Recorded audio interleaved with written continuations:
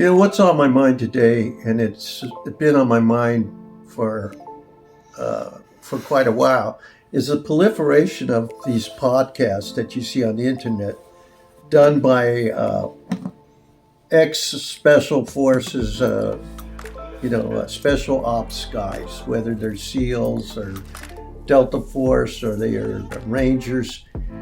And the first thing that you understand right away is that it's a reflection of the military being really right wing. I mean, it's the viewpoint these people put out is a very, it's like a club. It's a cultural thing. It's like a tribe. A clique, huh? Yes, that's what I would say. It's a clique, and it's like it excludes people that weren't in that special ops community. And the thing that's frustrating about these podcasts is there's no feedback. It's a one-way system. They're going out there. They're bringing on guests with a like-minded guest, and they're talking about the failings of the government that manages that gives them the orders and manages them, and their view is constricted by the idea that the military has the answer to these problems that come up, these conflicts that come up, when the solutions are not.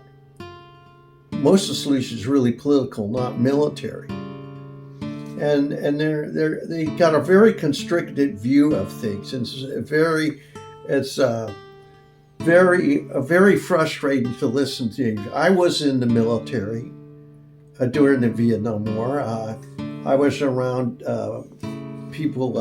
Marines, and I've met, after my time in the military, I've met people from all the different branches of the military, and I've done extensive reading on the Green Berets, the SEALs, the Rangers, everything.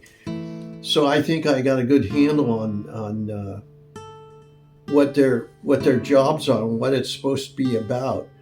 But I think that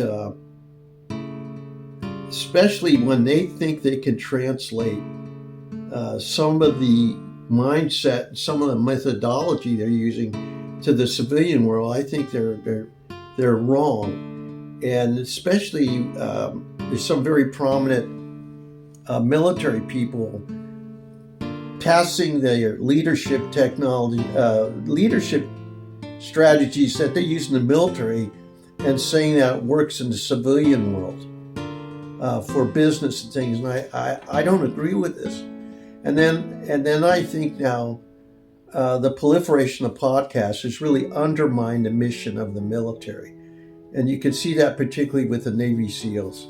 Too much exposure with Delta and the SEALs and the Rangers. And I think it takes away from their mission. And the bottom line to me is they're doing it because they need income. They need more income. They got to support their families, got to do all these things. So they go to what they know best. So what I just think is, if they're highly skilled and they're committed to military service for a great length of time, they should be paid very well. And then the contract should say they're not going to be involved in writing books and movies and everything for a certain period of time, but compensate them.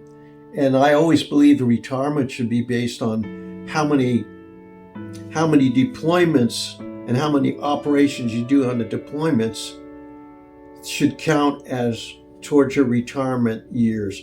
And this would take care of this problem, because they've undermined the belief in the military, because when they write books or they write scripts or movies, they can exaggerate, they stretch the truth, and it's undermined the whole thing. So the bottom line is they should get paid more when they're in the military, and then I think that would take care of it, because I can't.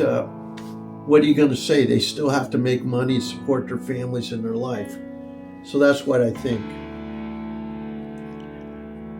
Thank you, Scary.